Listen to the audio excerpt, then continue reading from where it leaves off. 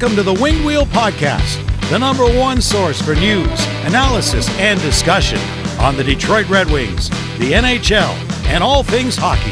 Here are your hosts, Ryan Hanna, Brad Crisco, and Evan Lopsinger.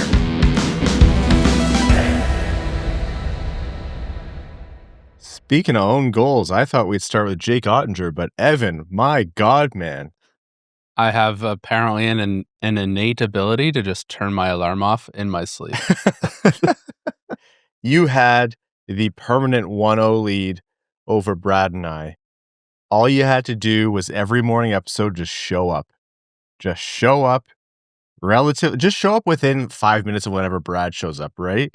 And you were good. You could hold that over us for the rest of time. And you held that lead for what? Was it like 2 months? That's 3 pretty months? good, actually, all things considered right now. If I was getting 8 hours of straight sleep, yeah, that'd be a bigger problem.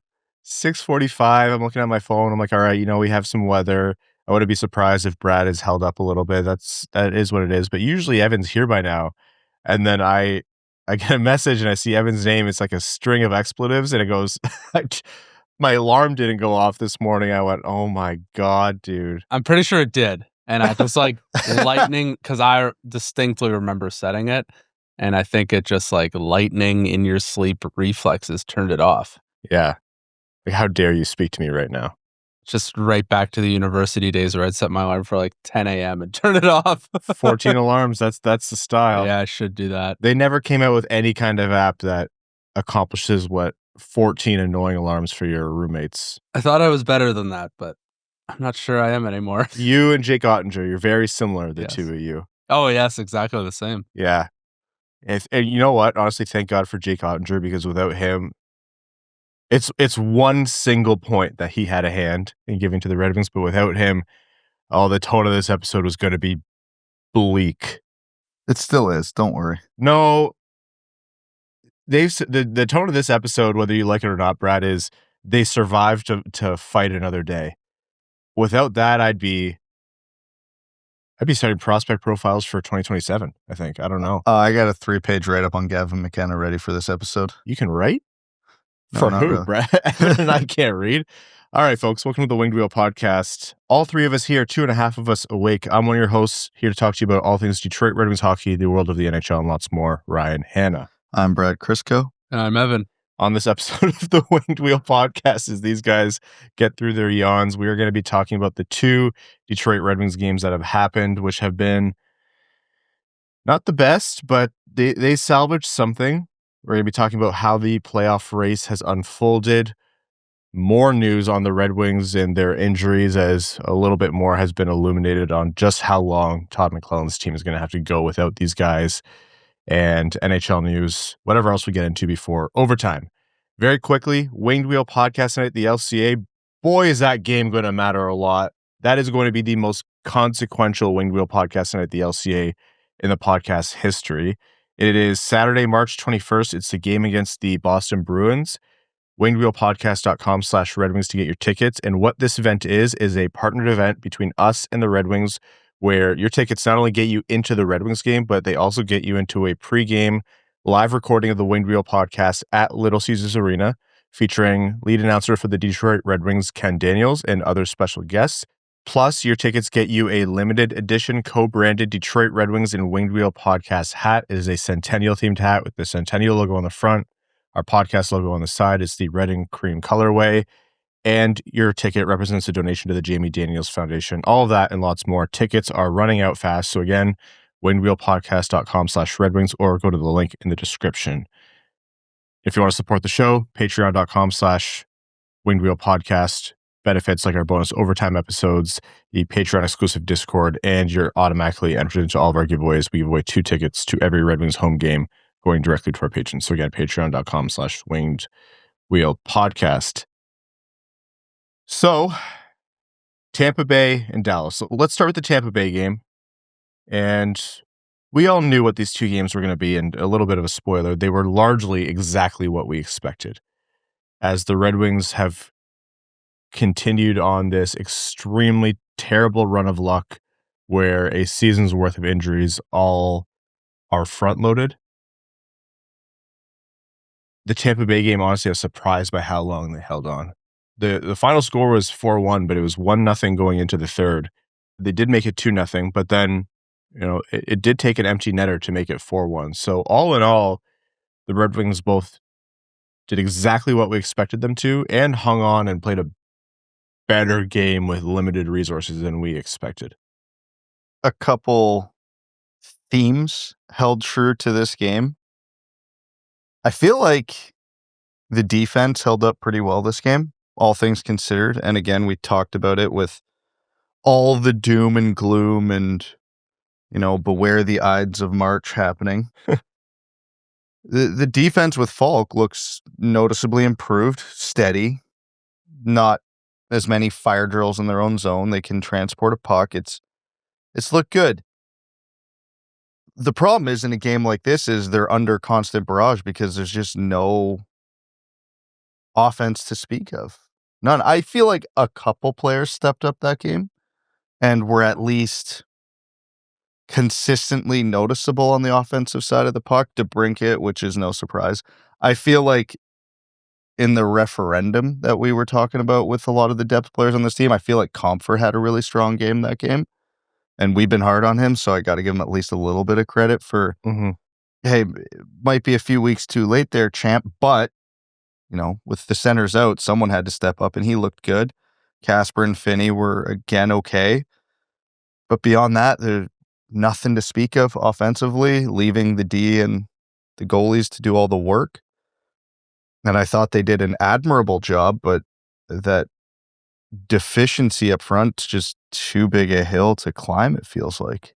Especially against a team like Tampa who are just absolutely loaded, like Nikita Kucherov, potential Hart winner this year.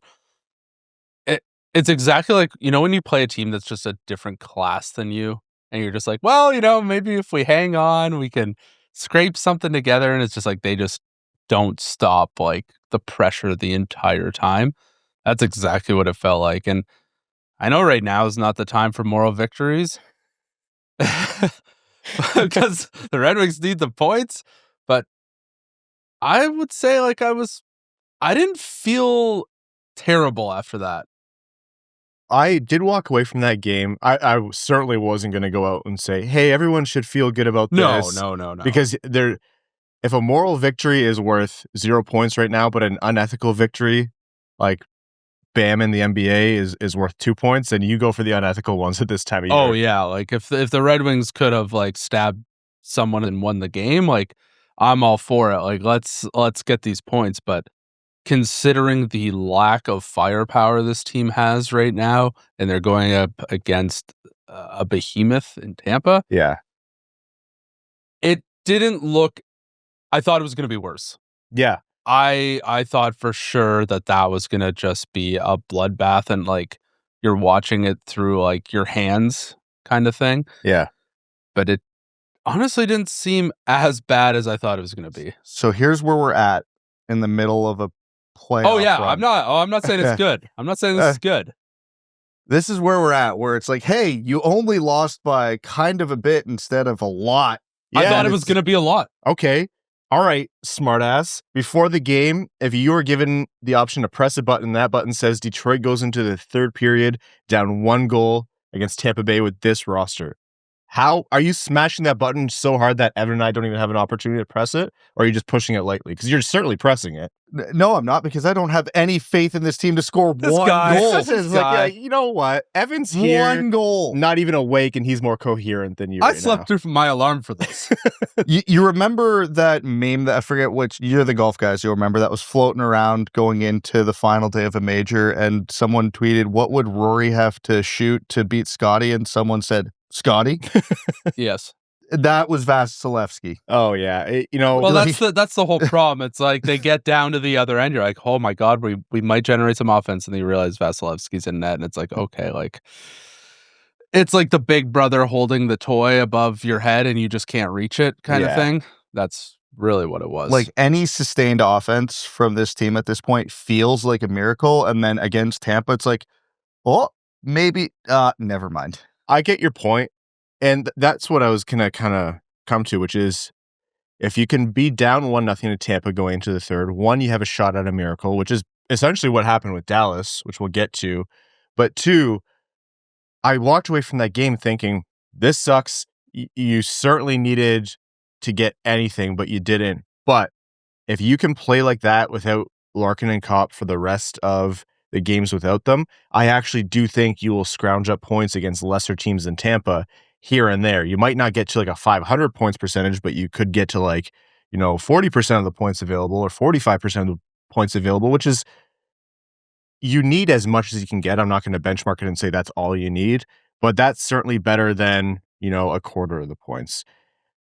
I thought the Tampa game was, not celebrating a moral victory, but I thought it was like, okay, you can build on that. You can understand how, as a team, you can get to something better. So Jake Guentzel scores in the second period. They went the first period going completely scoreless. Jake Guentzel scores on the power play in the second period. Third period, Gonçalves scores to make it 2-0, which was a little bit of a disappointment because, you were hoping for that miracle. JT Compher redirects in Alex DeBrincat quick shot in front for his 9th of the year. Like you said, Brad Compher, by virtue of necessity, has been more involved. And then it was Gonçalves again and Jake Guentzel to make it 4-1. Guentzel's was the empty netter, his second goal. So all in all, they didn't beat Vasilevsky more than just that one time, but you walked away thinking, okay, now what? If the team can look kind of like that against one of the best teams in the league and also Dallas, I think that's where people are like, maybe we can beat Philly. Maybe we can beat Boston. So I think if those games were like 5-0 drubbings, just complete and utter domination, I think the tune would be a little bit different. But the sentiment online, people were mostly like, maybe we can survive. And I think that might have been the best case scenario.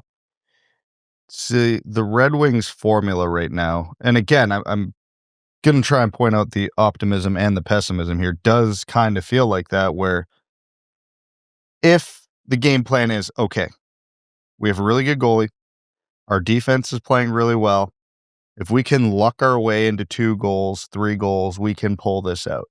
Maybe we'll get lucky and like a goalie will throw the puck into his own net and then we have a chance. Like, we're at the point with the offense where we're literally hoping the other team scores on themselves, but at least we can say, well, the defense is doing their job. So, the bend don't break mentality, except the other end of it's never going to come, it feels like most nights.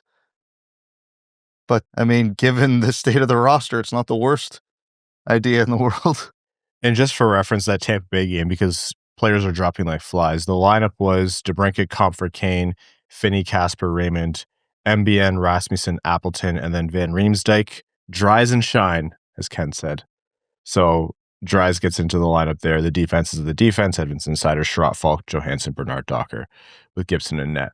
That's already a pretty thin lineup. Be a shame if like 2 regular NHLers got knocked out of that lineup as well. Yeah. So for reference, between that game and the next game, the Red Wings lost a couple more guys. Were you excited about MBN and what he was bringing to the forward group and the energy that he had, and you're thinking, okay, maybe he gets a look in the top 6? Wrong. Picked up something in the Tampa Bay game. I think it was towards the end of either end of the game or end of one of the periods, but he's listed as day-to-day now, did not play against Dallas. Have you been, wishing they would scratch Michael Rasmussen? Well, they didn't. Michael Rasmussen's just out for at least a week. Another injured regular Red Wings forward. At least now we get the joke of, if anybody says, why'd you miss the playoffs again? Well, we were missing our 1, 2, and 4 Cs. It's not a joke. It's not a joke. There's no center depth at all. Like, none. A 7th round pick 2 years removed is playing center for this team in a key game. The lineup for the Dallas game, I think the noise summarizes it well. That's pretty much it. Like, first off, Leonard, Traumax, what was it? Watson all being called up and down. Like, that's just the nature of it. I think they're preparing or trying to brace for whether or not Raymond can go on any given night, which we'll talk about later. But he's one of the guys that they're essentially just waiting on game time. But they are also dropping players left and right. So the lineup for the Detroit-Dallas game, DeBrincat, Comfort, Kane. Hey, look, they kept the first line together. Perron, David Perron, back from injury almost a week early. And this is certainly one of those things where the team was like giving out the most conservative estimate because you have to play it safe with these kinds of things. At his age, with the nature of the abdominal surgery that he had, you don't want to be too optimistic. But still, like, you have to imagine what kind of a warrior that guy was. Played almost 14. I mean, he had to play almost 14 minutes. He did almost play 14 minutes. That's no easing into it. No, and he was the Perron that we remembered. Like, he went out there making a statement in terms of the kind of game that he wanted to bring to the Red Wings lineup.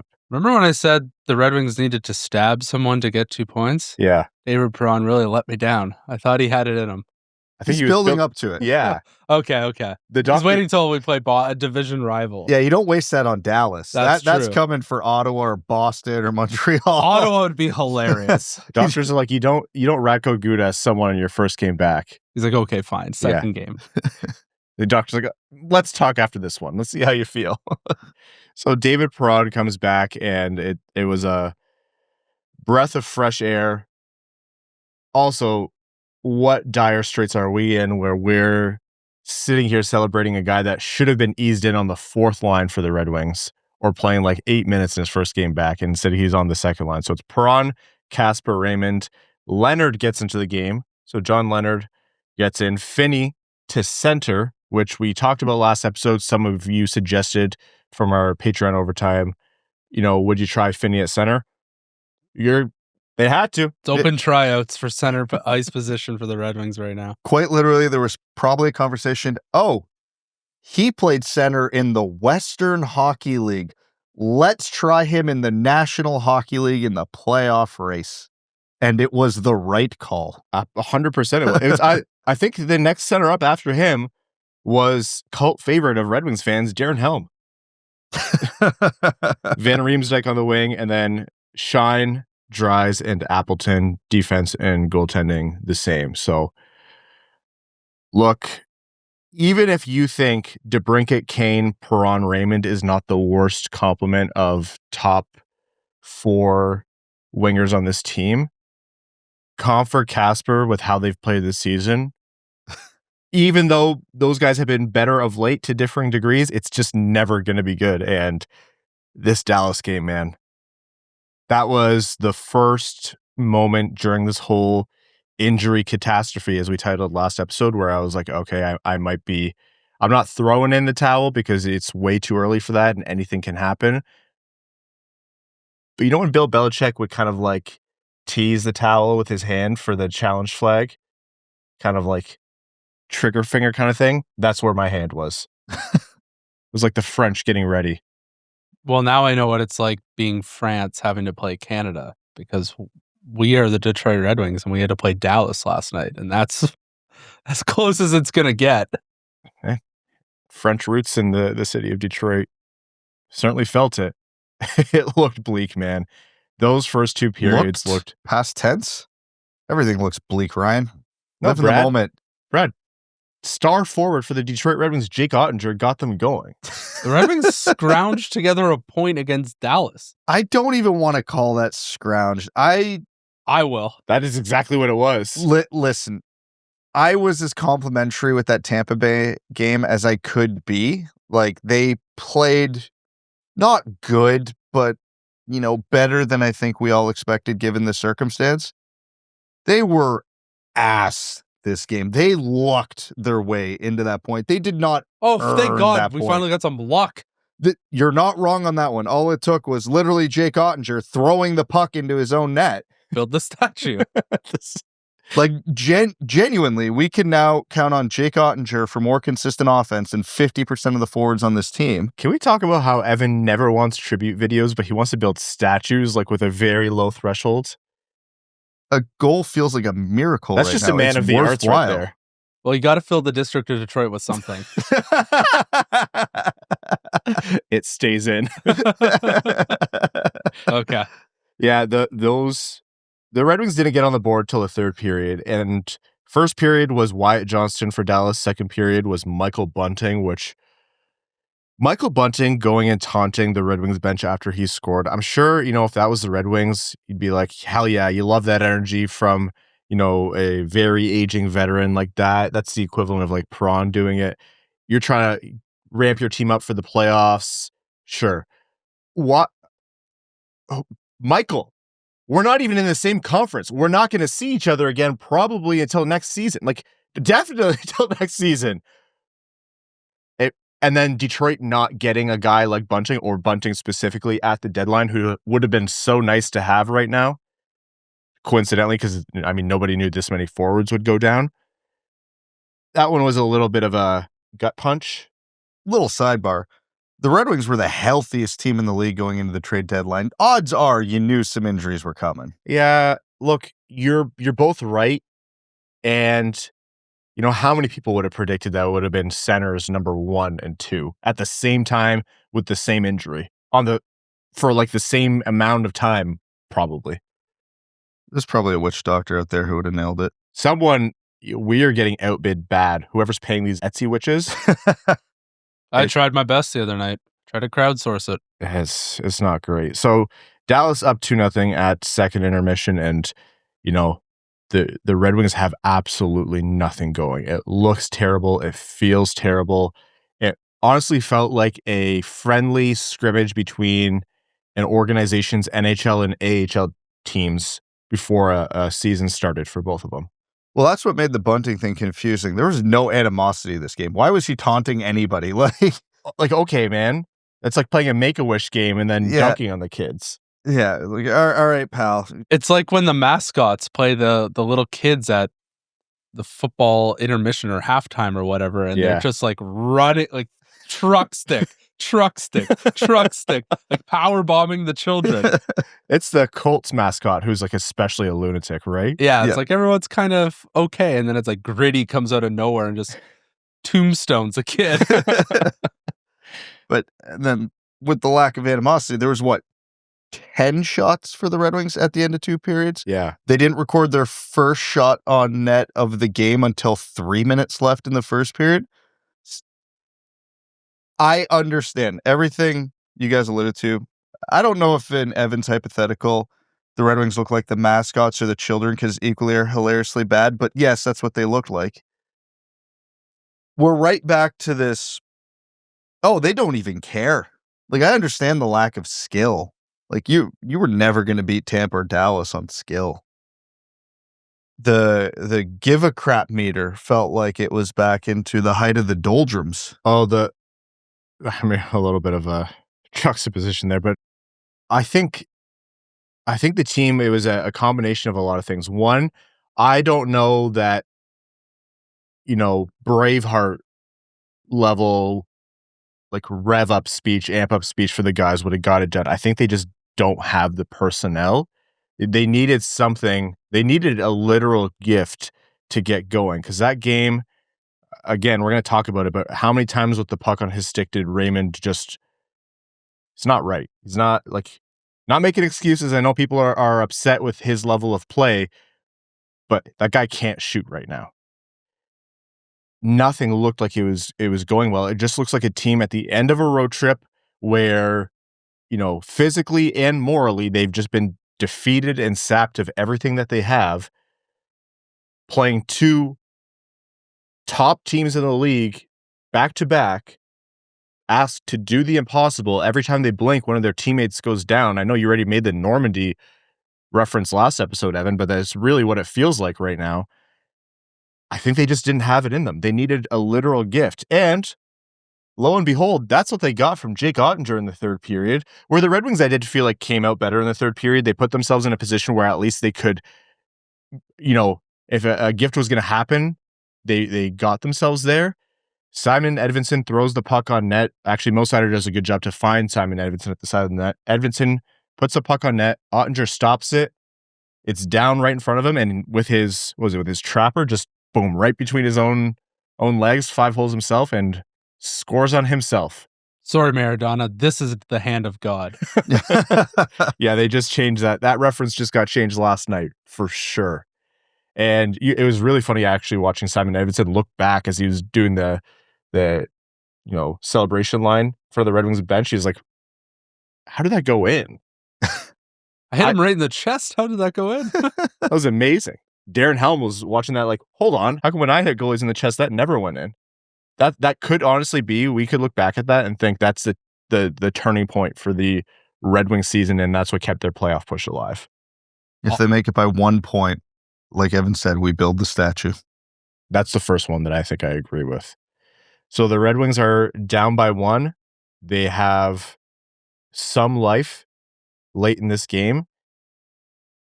And who else other than the guy that was being criticized by us, both publicly and we were talking in the group chat, like, man, it looks rough out there for him right now. Lucas Raymond streaking to the net as Emmett Finnie finds him in front. Raymond just uses his momentum, whacks that puck home, he knocked it out of the air, actually past Oettinger, right? That's the second Red Wings goal recently from one of their top wingers where they knocked the puck out of the air. DeBricka did it first. Neither of them as cool as Eklund's, though, which, I think we should talk about after. But Raymond ties the game, and Detroit scrounges together that point. They get to overtime. Unbelievable that they did so. That felt like a miracle in and of itself. In overtime, Thomas Harley streaked in and scored on John Gibson's short side. It is both a shot that I think John Gibson should have saved, honestly, considering, a defenseman coming in, shooting. It was an unscreened shot, short side. And I also don't think Edvinsson managed that play very well as a defenseman. But Dallas deserved that game. Like, 3-on-3 was always going to be a toss-up. I think Dallas deserved that game. It's not really shocking that they won, but the Red Wings walked away with a nothing short of miraculous point. What's worse for the Red Wings against Dallas, 5-on-5 or 3-on-3? 3-on-3, I think. Certainly exposes the lack of depth. 5-on-5, you can kind of turtle. It's hard to say. But yeah, Dallas obviously deserved it. The Red Wings scrounged a point. Thank God. I think last episode I said, like, if they can get even 2 points against Tampa and Dallas, I would consider that a massive success. So the fact that they got 1, I'm like, I've still got my full hand on the panic button, but the pressure is not there to press it completely yet. Well, I'll give you the context of whether or not you should press it. You look at the results around the NHL last night. Everybody chasing Detroit won, so they lost ground still. But the night before, I think everybody had lost. Like, against Tampa, right? Like, there was only one bad result. The night before was there was just the one game. It was Islanders LA. I'm pretty sure it was. Sorry, I meant the night Detroit played. Oh yeah, that one. It was the Bruins lost. Florida kept the Blue Jackets to a point. The Penguins lost, and then less important, the Sabres lost. The Flyers won, and then the next night the Islanders lost. But yeah, this one, you're not wrong, Brad. The Sens won. The Bruins won. The Canadians lost. So the Sharks doing them a favor again. I'm well past looking at the teams ahead of Detroit. The Islanders won. The Jackets won. The Sabres won. The Lightning lost, and the Penguins won. Like, that was. Oh yeah. It's razor thin. Someone quote tweeted that. Like, I posted the results because I post these online. Who are you paying attention to if you're a Red Wings fan for other games in the playoff push, and then the results. Someone quote tweeted the results and said, "No one's coming to save you." And I was like, "Yeah, that's accurate." Actually, people are leaving. Yeah, and they're all Red Wings players. They're all hurt. Yeah. 2 points would have been nice against those teams. 1, you can do something with 1. With 1, you walk away and go, that was the worst of our 2 games that we played, and we managed to do this. That was the eye of the storm. I hope was the eye of the storm. You can make it the eye of the storm. Exactly. Like, it's really hard to walk into this episode and start criticizing, how the players played in games where they were just completely depleted. But that's what Todd McLellan is doing. He's trying to get the most out of these guys, and he's saying, look, I understand these are the circumstances, and I understand this isn't fair, and I understand there's no chemistry, no consistency. You're outmatched, but no one feels bad for them. This is the NHL. Yeah. You were healthy leading up till now. Everyone's playing hurt. Dallas was a hurt team last night. I understand it's to different levels, but no one is coming to save you and you can roll over and you can do what's expected of you and get out of the way of the Jackets and the Bruins and the Senators, sure, or you get this done. And if you decide that you can, rise to the moment, look, you just walked away with a point that no one expected you to. That point could be critical. That's a point that no one expected you to. Consider that the point that you lost against the Vegas game. Now go make up the 2 points you lost against Florida earlier. I know this is the Braveheart speech that I said was never going to do it for the Red Wings, but that's all the team has right now. That's all you can go on, is just trying to, go day by day, as I said with Larkin, and just scrounge together what you can. So, God, this is bleak. Yeah. But it can be used as a moment to sort of motivate, right? Like, yeah, they look bad for the majority of the Dallas game, but they end up getting a point. And if they can be like, look at this roster, and we managed to get a single point against a cup favorite. Now we get to go home and dictate the play and get some matchups, even though our lines are probably not worth trying to match up against. But, it's something that they can take away from that game and hopefully build on it. That's like, they've got to build off it. Otherwise, they're toast. Yeah. And you're right, Evan, because road trip's over. Now on Monday night, they have Calgary in Detroit. Gotta win. Calgary is not a team that's out. They're not Tampa. They're not Dallas. That's a team where you have an opportunity there.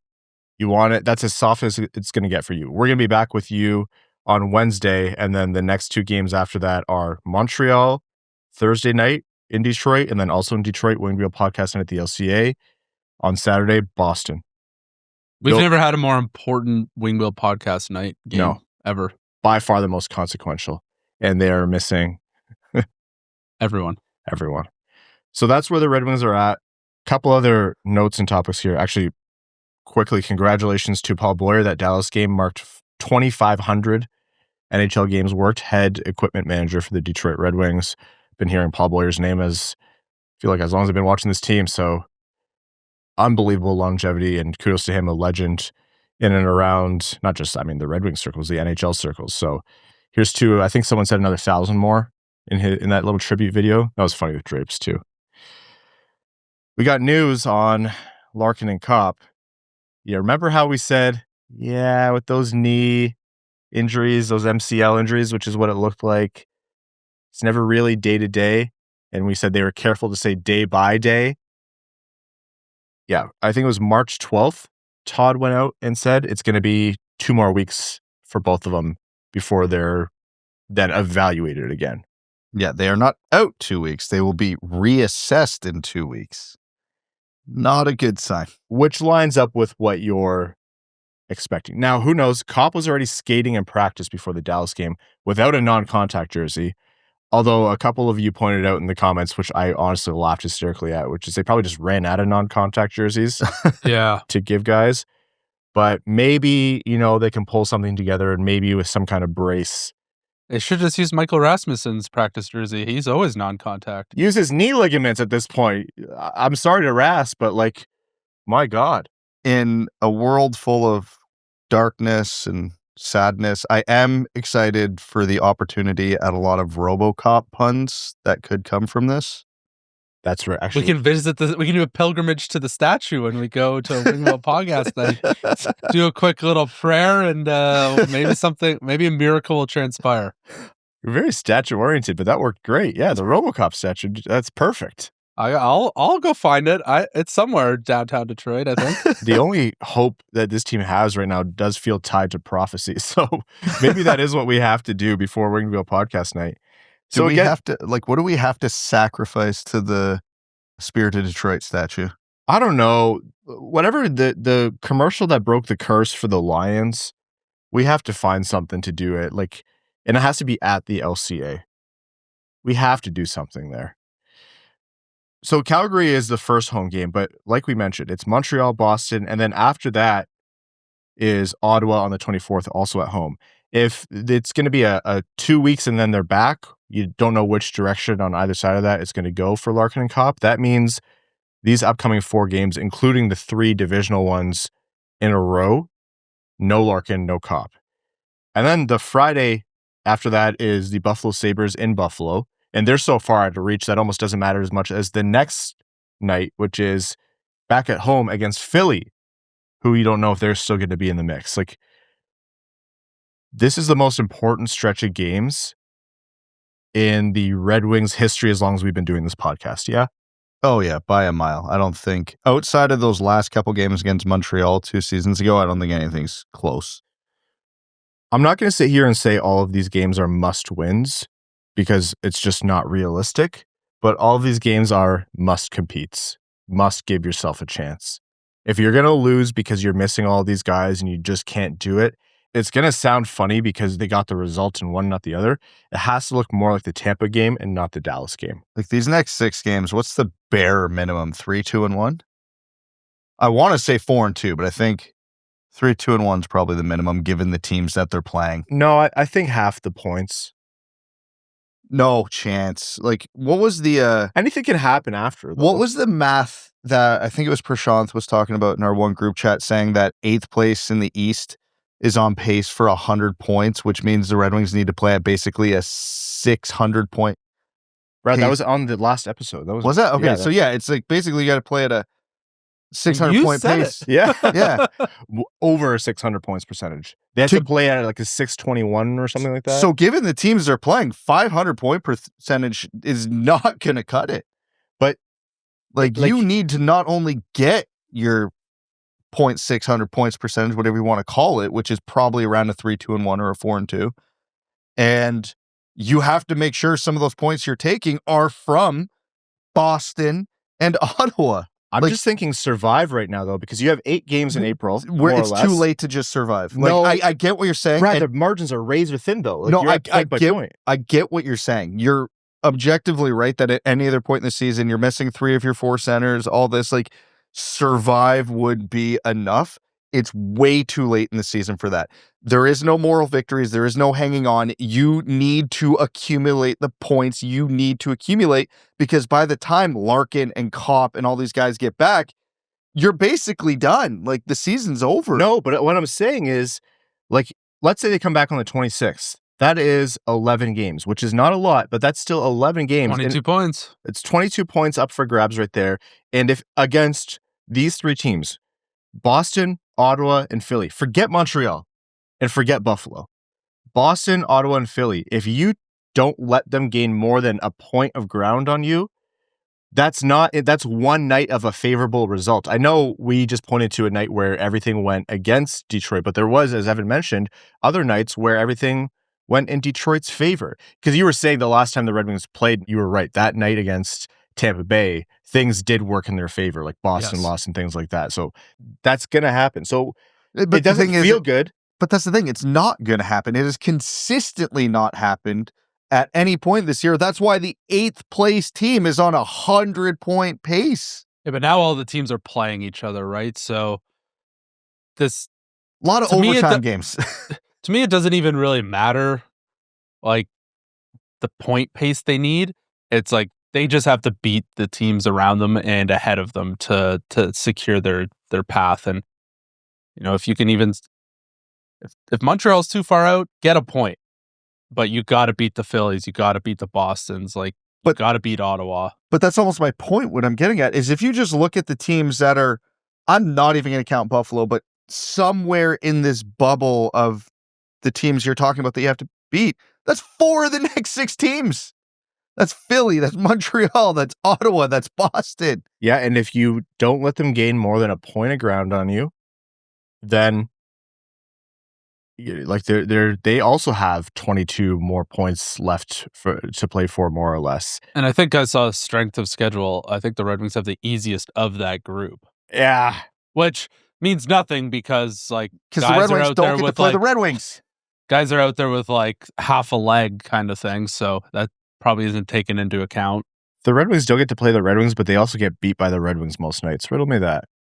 All right, we're arguing standings numbers. We're going to take a quick break, and when we're back, we'll dive into the standings to give everyone a detailed view of just what's happening. Back after this. Look, you know you can handle a lot. You can handle watching a full rebuild play out on the ice. You can sit through an intense overtime game in a playoff push. But watching your hair thin out in the mirror, yeah, that one hits different. That's where Hims comes in. Hims makes it simple to feel like yourself again with access to personalized care that actually fits your life so you can focus on the playoff push and only the playoff push. Through Hims, you get convenient access to a range of prescription hair loss treatments. We're talking chews, oral medications, serums, sprays, with ingredients that can stop further hair loss and regrow hair in as little as 3 to 6 months if you're prescribed. You complete an online intake form, get connected with licensed medical providers, and the whole process just comes to you. There's no waiting rooms or no runaround. You shouldn't have to go out of your way to take care of yourself. You already spent enough time stressing out over line combos and power play units. Let Hims handle this one. For simple online access to personalized and affordable care for hair loss, ED, weight loss, and more, visit hims.com/wingedwheel. That's hims.com/wingedwheel for your free online visit. hims.com/wingedwheel. Featured products include compounded drug products, which the FDA does not approve or verify for safety, effectiveness, or quality. Prescription required. See website for full details, restrictions, and important safety information. Individual results may vary based on studies of topical and oral minoxidil and finasteride.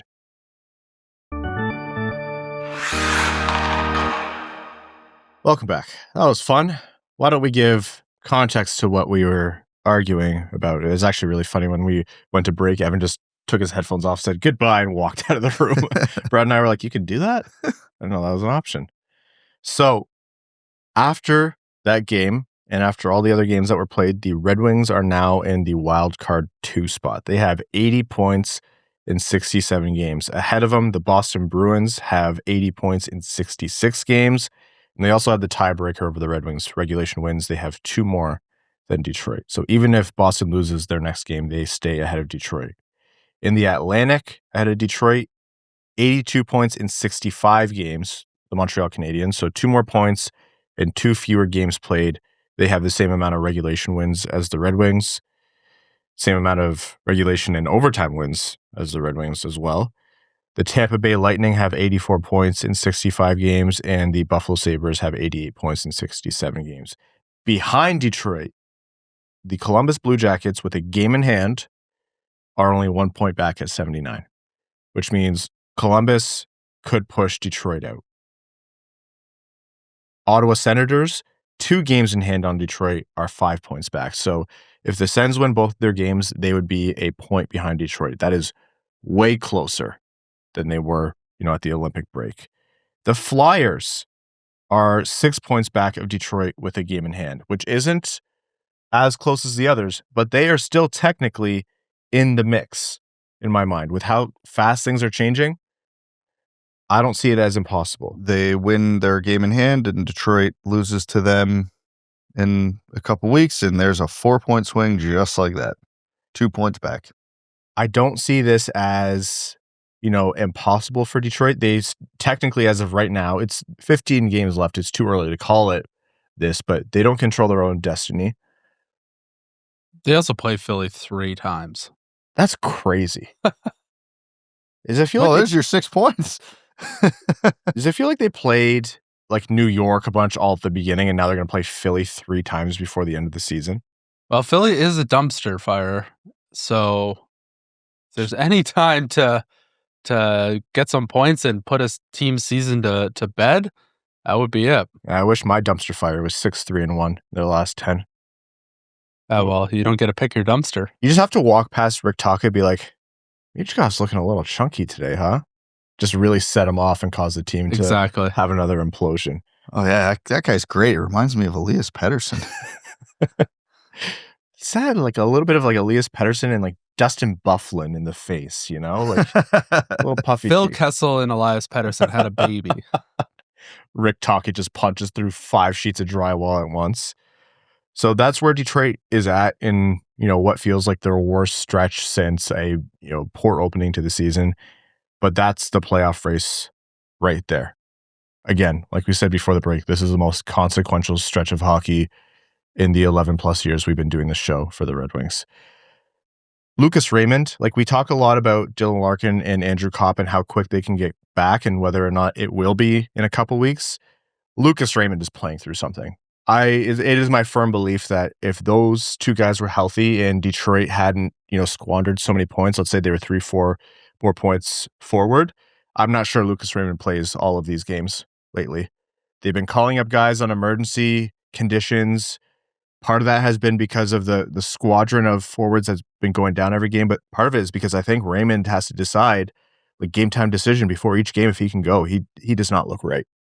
No, he looks scared. And I don't say that in the derogatory sense of it. I mean, he looks like he knows he's one hit away from being out for the season, and he is actively avoiding contact any chance he can. It's hockey. There's obviously some plays where it's unavoidable. But, and again, every time he goes to shoot the puck, it looks like it's against his will. Like it's tough to watch.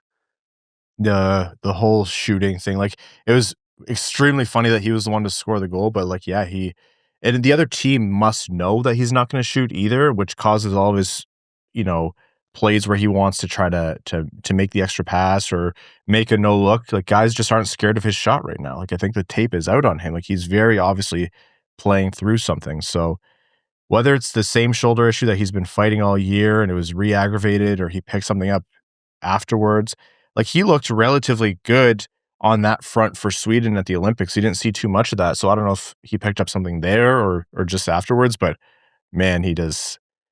You mentioned last episode, Brad, that's not the Lucas Raymond that you would expect right now. So it's really three guys that I think this playoff push hinges on. It's Larkin and Copp, and when they can get back on the ice. And is Lucas Raymond ever going to get any closer to 100% for the rest of the season, or is this just his reality for the remainder of the year?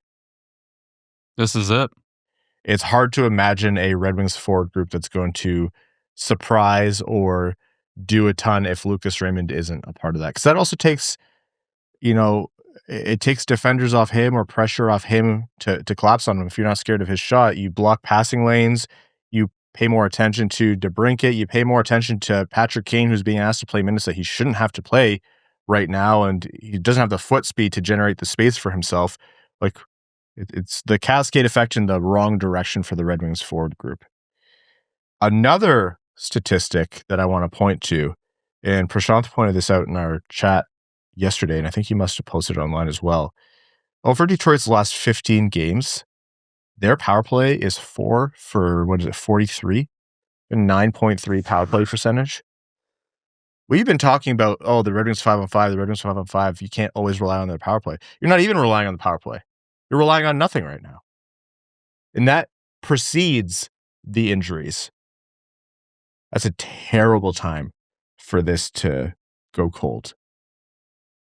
Again, I don't want to give this group a pass, but who's usually the engine on the power play? Larkin and Raymond.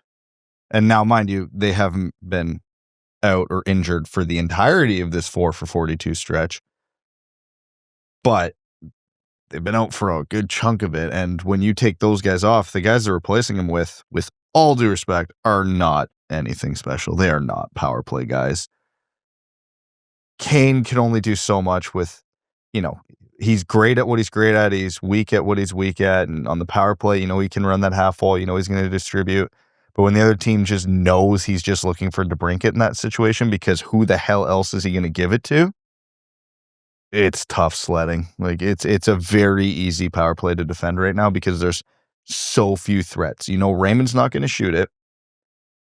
Kane's not going to shoot it. And even if he does, we love Kane, but he's not scoring from distance. He doesn't have that shot. And if you just sell out on the shot from DeBrincat, maybe every once in a while a point shot from Seider gets through. But if you're an opposing defense on the PK, if the only chance the other team's getting is a point shot, you're taking that as a victory 10 out of 10 times. So it's just not threatening right now. It's predictable. And the second unit, like, there's AHL guys that are probably going to be playing on that within the week. So may I suggest the Tage Thompson strategy of just start blasting? Just 5 one-timers in a row. Hell yeah. You're saying it as a joke, and I would say, yes, absolutely. Let's just do that with DeBrincat. But like I said, the other team's just selling out on him because he's the only shooter. Yeah. I wouldn't hate seeing ASP play one of the half walls, be one of the one-time options, because he does have a bomb. Yeah, but he's not even playing right now. He's been sitting. We did talk about that. But I am a little surprised with this forward configuration, the way they're going, that they're not running 11-7. Yeah. That does feel very, very weird to me, because to try to get him in advantageous spots. Exactly. You give him the most sheltered minutes possible. I would say throw him on power play 2, but at this point, I think you legitimately have to throw him on power play 1. Mm-hmm. And man, just again, now you have, not that you want it. God, this is the most depressing statement I'll make all year. At least then, That's when a high you're bar. running 11-7, you have an excuse to get Comfer and Casper out there more. Oh God, he's right. Oh God, he's right. Oh my God. Although, that You might mean have. first line center, JT Comfer? That's exactly what I mean, Evan. Slander. He was like one goal post away from having 2 straight redirect goals in a row across 2 games. Oh, I hate it here. Yeah. Can you score in either EA's NHL video games or in shitties with your friend? Well, what is there to lose putting ASP on the half wall? Like, your power play is 9%. If he plays 5 minutes a game, but you're just gonna Tage Thompson clap bombs all night. I think that's better than the 9% power play. At least try it. It's so bad. Literally, it's at the point of try anything else. And there's no threats on the power play. Alex DeBrinket's good down low. You throw JVR in the bumper if you have to. Kane and Seider play their normal spots. And hey, ASP's small like Danny DeVito. Just be like, so anyways, I just started blasting. Like that's got to be his strategy at this point, because I don't know what the hell else you try. That's something I miss about the game we grew up with. Like, big clappers aren't really a thing anymore. They're just a Weber bomb. Yeah, just blowing guys' legs clean off. make them scared to even a block with their shin pads. Oh, they're getting in lanes. Make those lanes hurt. Yeah. Are you over 6 feet? Great, you have the leverage. That puck might ricochet off a shin pad, go the other way, and make you pay for it. But you're probably going to get scored on anyways. Just do it. Don't put it high. Don't be a jerk about it. But do what you got to do. Make people come out with those big, bulky, like see-through skate guards after. I want to see someone out there wearing the Craig Ludwig shin pads, which are basically just goalie pads. Look, it's the only way you're surviving the Red Wings power play, because they're just shooting. There's no passing. There is nothing else. Everything's going to the net. Just start blasting. That's the strategy for these last 15 games. Just start blasting. All right, that's the Red Wings. Let's jump into some NHL news and notes. Did we ever talk about the 8-7 Tampa Buffalo game? Yeah. Okay, never mind. Let us know when you wake up. We have some unfortunate updates for the Red Wings for you. Okay. The Toronto Maple Leafs, who are probably the only team in the league with worse vibes than the Detroit Red Wings right now. Those vibes only get worse as Maple Leafs fans watch Radko Gudas take out the captain of the team they've been cheering for the second straight month. First was Sidney Crosby at the Olympics, which may have cost Team Canada gold. And then it was Austin Matthews with a brutal knee-on-knee hit, getting him a 5-game suspension. And then I can't remember what grade of tear it was for Matthews, but you're not going to see him again this season in all likelihood, right? They already confirmed that. That's right. Yeah. That's awful, man. 0 response. He might have done them a favor. Stops any kind of like last second run hot. And they have they might lock their way into like a lottery pick or something like that. But 5-game suspension right there. It was so funny seeing Judd Moldaver's response to that. Elliot Friedman posted, he asked for comment. He said, in light of the obvious severity of the play, I'm disappointed and shocked the league would allow such a ruling. The player safety department should be suspended. I think everybody nodded in agreement. Everybody agrees. Like, George Peros gets worse at his job day by day, it feels. I feel like, okay, here's if you want to throw the tinfoil hat on and just knowing human nature, it's probably not true, but there's a small part of me that believes it's true. I think Peros is acutely aware and reads everything everybody says about him and how bad his job is. So he's literally just crossing his arms going, I'm not going to suspend these guys even harder now. Certainly. If you don't like it, I'm going the other way. Screw y'all. At the end of the day, the players negotiated for this, right? Like, if the players want harsher suspensions, that's less money in their pockets and they'll never go for it. So as much as people want to, like, players and agents want to drum this thing up, like, no shock that an agent backs their guy. Yeah. But players will never go, they're never going to go for a Gudas getting a 20-game suspension for a knee-on-knee hit. Like, Malkin's never going to get a 15-game suspension for chopping down Dahlin. Like, as much as people want the punishment, It's never gonna happen. That's why we see $5,000 fines for like taking a guy's nose off with your stick. It's just not gonna happen. The Hagel one was like the final nail in the coffin for me. I'm like, he just Bertuzzi'd a guy and didn't even get suspended. I have no hope for anything anymore. When Gudas threw that knee, I'm like, that should be 8 to 10 games. And then it's like, it's a phone hearing. I'm like, okay, so 5 or less. Yep, that tracks. Like, it's just Evgeny Malkin tries to decapitate a guy, and it's like, phone hearing. Okay, great. Honestly, 5 within the scale of how they do these things. I was like, yeah, 5 could be worse. It's like the Red Wings. The bar is so low that every little teeny tiny small victory feels like a big victory. If it was important to the players, the suspensions would be monstrous, and they're not. So to me it screams that they want to keep money in the players' pockets, and they're okay with this level of injury or whatnot. Yeah, at the end of the day, the league has a problem because they need to be protecting their stars better. They need to be protecting everyone better, but they especially need to make sure that their, players aren't taking out the league's best product, the ones who put butts in seats, eyes on TVs, get people to buy tickets and stuff. That's appointment viewing. You need to protect your stars. That's across every major sports league. But when it comes to negotiations and stuff like this, every player votes. And they don't vote to protect the stars. They vote to protect their wallets. So it's a little bit of not completely opposite forces, but they're certainly not pulling in the same direction there. The stars will always make their big bucks, where I think the union makes their money is protecting the bottom 6 level players in the forward group, the bottom pairing defensemen. Like they protect those guys. They make sure that they keep as much money as they can. So, which by design, that's a union's job. Exactly. They see everybody as equal. So yeah, that's just kind of how I feel on it. I agree. I think the suspension should be worse, especially when they're aggravated like that. Like Hagel, that falls well outside the bounds of the game. You blow up a guy, you make some head contact. That's going to happen in such a fast-paced game. But when it's malicious and ill-intended, that's when I think the suspension should just get big. You can't set the standard of making it okay to punch guys in the back of the head. Absolutely. Because the big example, right, that we're all thinking of, it didn't end up like that, so it's going to seem dramatic, but you don't want it to. It will happen. Like it's only a matter of time, and then it's a PR nightmare. But I guess all news is good news. It's just the inconsistency and the illogical nature behind it. Because if you took the 3 incidents from the last little bit, the Gudas hits, it was a reckless and dirty knee, but you could tell he was trying to throw a hit in the scope of a hockey game. Like, he was trying to make a hockey play, and he did it insanely poorly.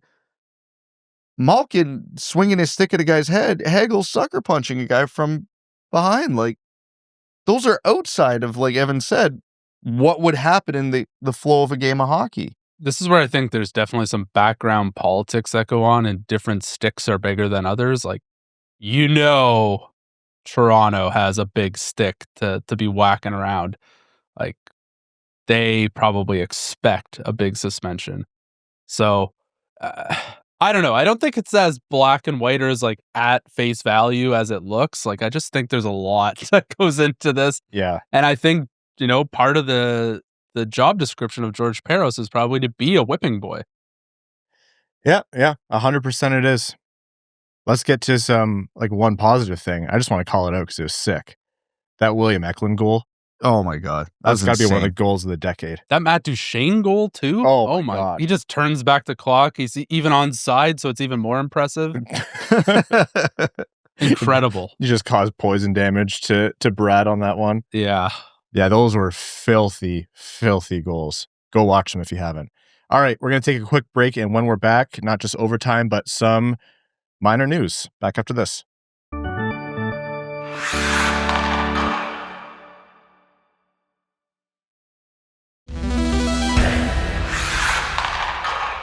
We're going to overtime. Okay, before we jump into the overtime segment, we're actually going to do a quick transition to something that didn't air on a previous episode.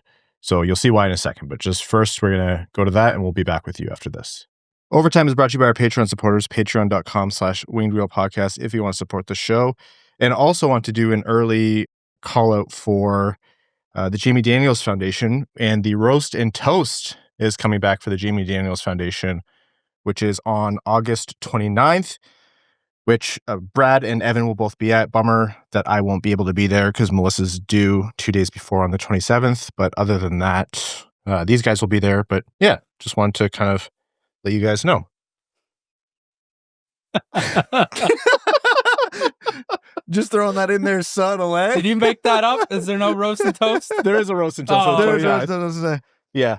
Oh, that's awesome. Congrats, dude. Thanks, man. I knew you were being a little cagey about it lately. I had You can, not like I wasn't confident, but I had a feeling. yeah. Oh, that's awesome. When did you find out? December 18th. Oh, so you've known for a bit, eh? We knew early. Yeah, that was like with me. We found out like 2.5 weeks. Yeah. Okay, now we're going to do the real overtime back. The little guy, we already found out, the little guy gets here in August. So we were talking before the show, Brad. We're hoping that maybe, I don't know if the 4th podcast baby is going to reverse the curse, but... Yeah, Mika started the curse. She's never seen a playoff game. Hank didn't help. Sully hasn't helped. So this baby's our last hope. Sully helped a little bit. He tried his best. He tried. He had a good start. Yeah. He got here early to try. Yeah. But we honestly couldn't go any longer because I've almost spilled the beans about 1,000 times on the show. When you left the onesie just off camera. Yeah, did that a lot, huh? And we've accidentally left things on the table a bunch of times, and the onesie was on the table at some point. So for the patrons, I'll post a video on Patreon at some point of me telling the guys it was a good time. But we're very excited, and I can't believe we've gone from 3 guys with full heads of hair in Brad's kitchen to 2 guys with full heads of hair and me in, my in-house studio, all of us with kids. It's crazy. There's going to be 4 gremlins running around the event soon. Yeah. Maybe, but maybe now you have the new way of making me feel extra super duper mega old, because as all the gremlins are going to be running around, my oldest is going to be 10 years older than yours, which is just going to make me feel awful. Yeah, I waited as long as I could so I could get free babysitting, Brad. Oh, not free. I'll pay Mika handsomely, but yeah, the babysitting's available nevertheless. All right.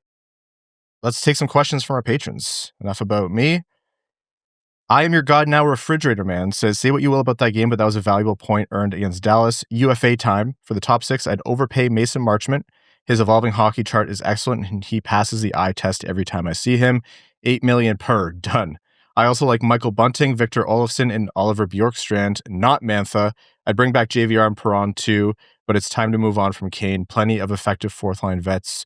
Nola Chari, Scott Lawton, Nick Cousins, AJ Greer, Joel Kiviranta, Connor Dewar. Any combo of these dudes would be an upgrade. The only defenseman I'd look into is maybe Brett Kulak. What are your thoughts?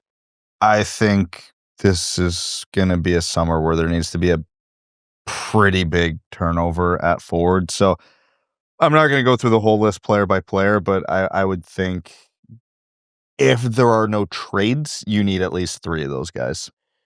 I agree. I think we all agree that the forward group needs a makeover, and I think what they need to accept is that it's going to take a while for them to find the permanent fixtures. You're not going to go add, Robertson and 2 other bolt-on top to middle 6 forwards with long-term contracts in their prime years easily. So you have to constantly plug and play until you find those guys. Yeah, it's not going to be the summer where you're going out and giving out, 4, 5, 6, 7, 8-year contracts, because those guys just aren't the dudes to do that. But you get a Lawton in there to replace a Rasmussen. You get a, Dewar in there to replace an Appleton, or I'm just, picking names out of the air here, but that's kind of what the method's going to have to be for the next couple years. And over that time, you graduated Danielson, an MBN, a Bear, a whoever, and then see what they got. But above all else, this forward group can't look close to what it is now next season, because we're seeing exactly why. This next one from Jan, and this was an important one because we actually should have brought up on the main show. The Ottawa Senators, who had previously had their first-round pick forfeited due to an error they made, they accidentally broke the rules in an attempted trade for Evgeny Dodonov back in the day, not back in the day, but a few years back it was re-awarded back to them. So they basically ran out the clock and petitioned the NHL to give it back to them, and the NHL agreed to give them pick 32 back this year. If they end up in the lottery, their lottery balls will be in the hopper, but if their numbers get picked, it just gets rerun. So no matter what, they're pick 32, and they can't trade the pick, and they had to make a $1 million donation to, I think it was youth hockey, NHL youth hockey programs in Canada or something. But the Senators get their pick back, which I will say I think was objectively probably the right call based on precedent of, giving teams some grace in the past. I think there was something with Philly back in the day. But this is definitely not the funniest option, and it's not the most advantageous option for Atlantic opponents, so that's a bit of a bummer. That knocks the Red Wings' first pick down again, so... Yeah, that's true, because they don't have their first rounder. So, yeah, I don't know. I get it. I understand why. The one thing, though, the reporting was that a big sway for the league was the whole, that was a previous ownership and management group. And I'm like, why does that matter? That shouldn't matter. I think they should have probably, disclosed that at the time of sale. Yeah, 100%. And that's probably what this is about. Michael Andlauer going, hey.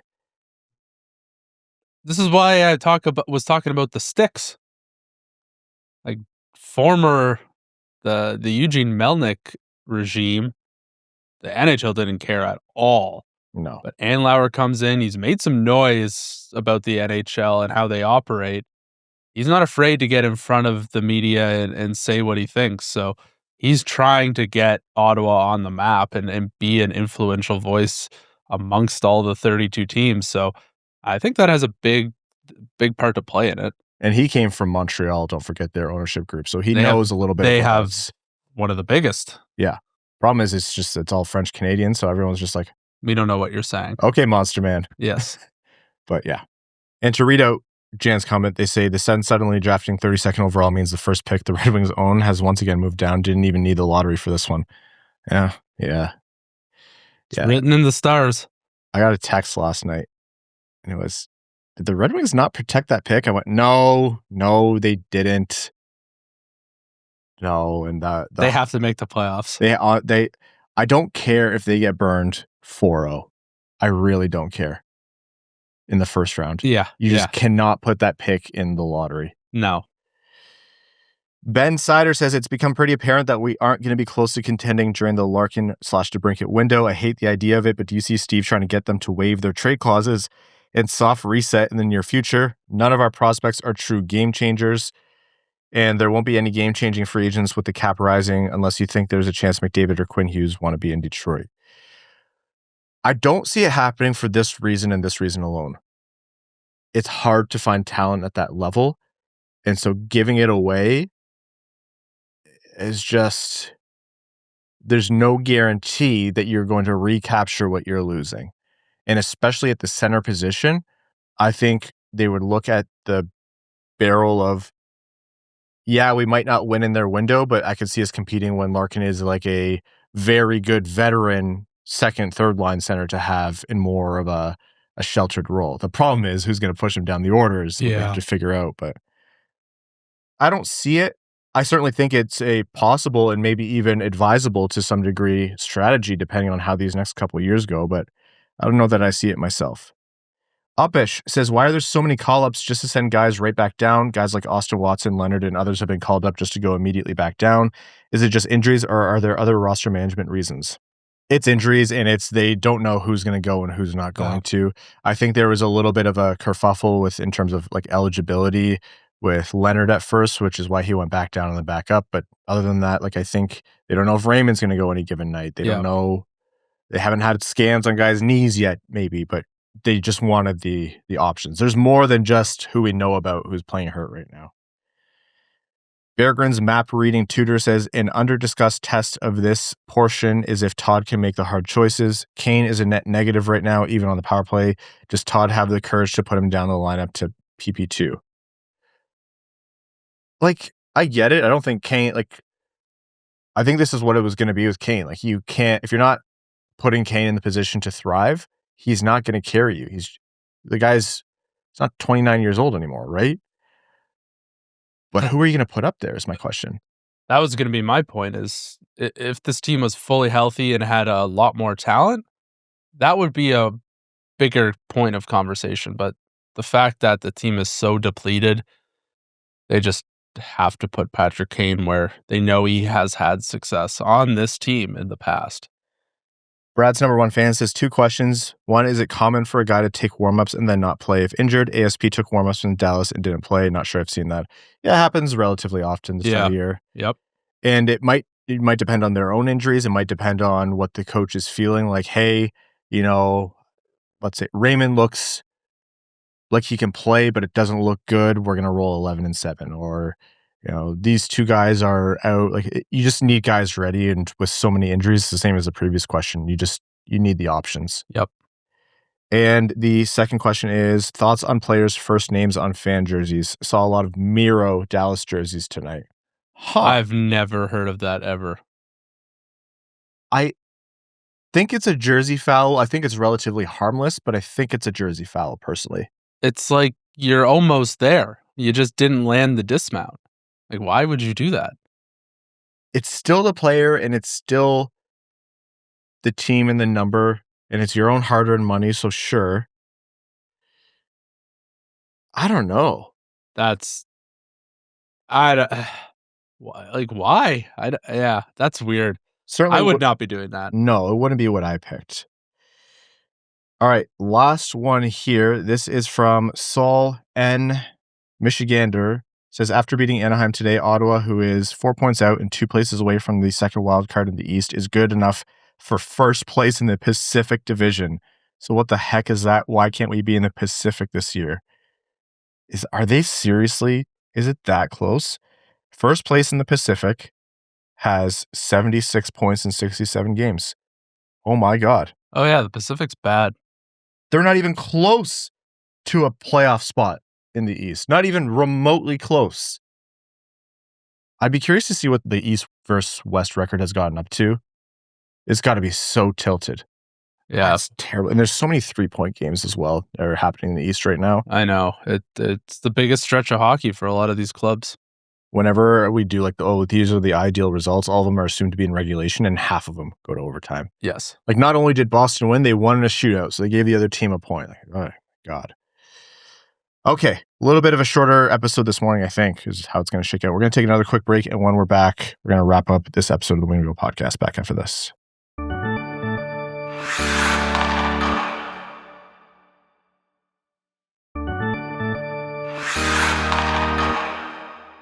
All right. Thank you all for tuning in. Thanks for tuning into the news. I'm very glad I don't have to keep that anymore. I'm treasuring this sleep while I can have it. Yes. Yes, you should. You and Brad you're like, you two, how you've been going through it today. I'm like, yeah, this is a cosmic sign to say, enjoy this while I have it, because I'm not going to have it for much longer. I went to bed at 11. I got up at 1:15. I got up at 2:30. I got up at 7 a.m. 6:55. Yeah. Thank you for trailblazing, both of you. Yes. Can't wait to take all your stuff. All right. Appreciate all of you tuning in. Thank you to the sponsors of the Winged Wheel Podcast, and thank you to our Patreon supporters, patreon.com/Winged Wheel Podcast. If you want to support the show and if you want to help us out, but Patreon's not for you, that's totally okay. Just wherever you get your podcast, if you subscribe, hit the subscribe button, leave a rating, be it the thumbs up, the heart, the stars, a review, writing a review and submitting that, or telling a friend about the show. Those are all ways where you can really help us out. To our name level supporters on Patreon, we could not do this show without you. Arjun Shanker, Akefer, THL Champ, Samuel Soderholm, Klaus Sorensen, Glenn Brabham, Rain Dano, Below Average Ball Hockey Goalie, Matthew M. Rice, Darb EQ, Sea Lion, Detroit Style Deep Dish Seider, Bengo Bango, Hassam Malkasem, Asher Killian, Kalen Wood, Alex Toger. That's what I appreciate about you. Derek Enstam, Matt McKay, Andy Hardcore, Sam Bankson, Citizen High Five, Aaron Hudson, Admiral Matt S. of the Cheesebag Navy, Evan Faulk Singer, Stephen Ortlieb, Jonathan Miller, Give Blood, Fight Probert, DJ Denton, Carl Brutin Nanalewski, Hi Nate, It's Your Friend Rick, Jay Gollum, Settlers of Catan Stan, John Ingalls, Alex Spinella, CB55, Connor Scovey, Adam Zuiza, Adam Rose, Denny's Gamer Girl, Steve R, Hockeytown Matt, Mr. Kuzi, Chaotic Monkey, Craig Kibble, Iserplan Stan, Clip Clop Nene, Podgy 713, Unapologetic Gibson Truther, Griffin Not From Grand Rapids, Winter Knight, Marty, Kazi the OG13, Jeff Pridemore, Eric Hill, Butts Carlton, Best James Bond, Beer League Legend, Alec, Mark Hernandez, Slim Smitty Cards, Grand Rapids Girly, Anna Sleeman, William, Mike Asher, August, Brian Munn, Improved But Flawed, Chris 99 Jones, Trevor Centerfit, Adams Red Wings Takes, Kurt Chin, Adam Ernie Slander, Kachuk Brothers Walk to Church, Larkin's #1 fan, Colin White, Donnie Brook,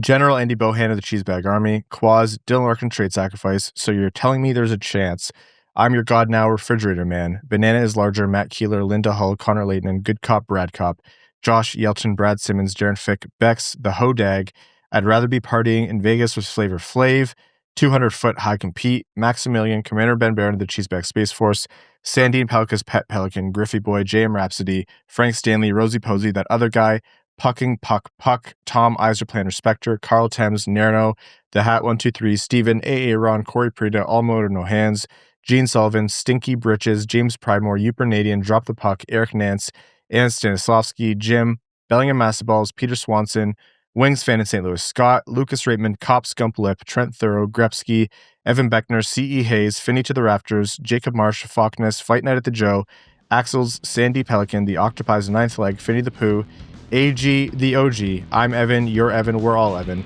Richard Wasmith, Cassie Hart, Lion L. Johnson, Ramson, Koshaba, Ryan Caputa, and your second favorite patron. Thank you all so very much. We'll see how things are going on Wednesday. Take care. Thanks for tuning in to the Winged Wheel Podcast. Be sure to visit wingedwheelpodcast.com, where you'll find links to subscribe to the show on Apple Podcasts, Spotify, YouTube, or wherever you get your podcasts. You'll also find ways to support the show, like Patreon, official podcast merchandise, and more. And don't forget to follow us on X at Winged Wheel Pod, at Ryan Hanna, WWP, at Brad Crisco, and at Hockeytown Evan, as well as Winged Wheel Podcast on Instagram.